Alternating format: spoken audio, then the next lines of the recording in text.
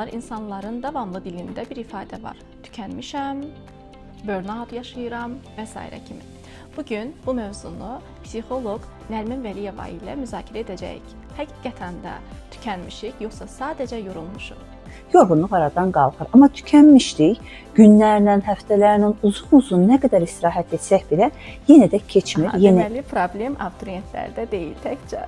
İşdən kənardan dibide olub, amma iş həyatında və yaxud da ki, kənardakı insanlara oynadığım obrazda yaşayamayım. Yox, o qədər də deyil, sizə deyərik.